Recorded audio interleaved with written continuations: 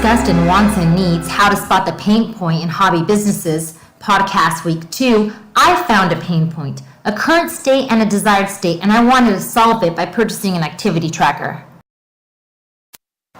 I needed something that would hold me accountable to a healthy lifestyle, and I had a lot of friends who were using it, and it seemed like a good option.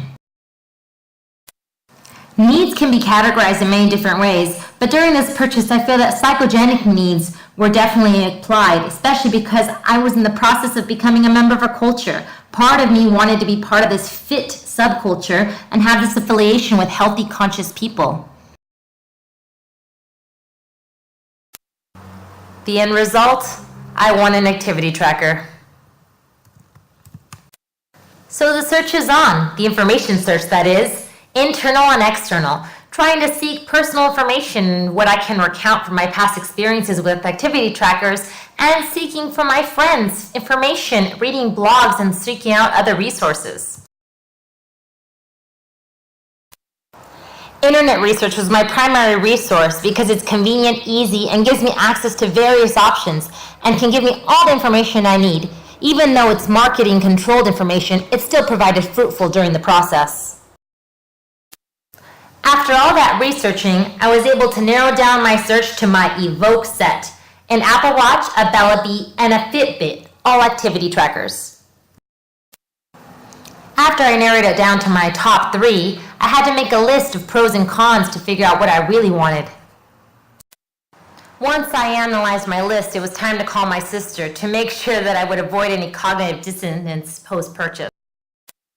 Family is very important to consumer buying and decisions, which is what we learned in week 5.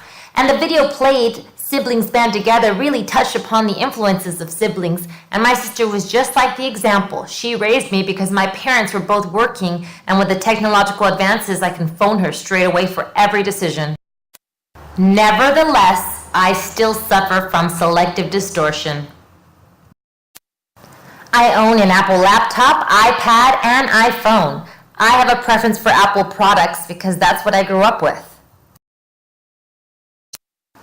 Thankfully, rational choice theory saves the day, which is discussed in the book in week 2 on influence and consumer behavior from 2010, in which we rank preferences and we choose goods that are utilized with maximization, just like the Apple. It's convenient and syncs to everything, so I can get much more out of it.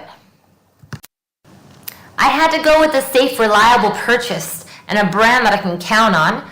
Also, I wanted to make sure that I can maximize the utility and make sure I can do this with a reasonable amount of money. For those reasons and plenty more, the Apple Watch took the prize.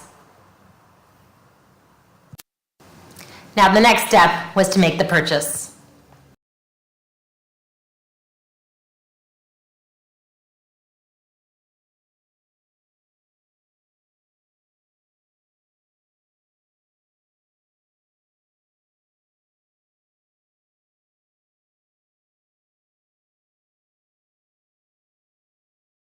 Created using Powtoon.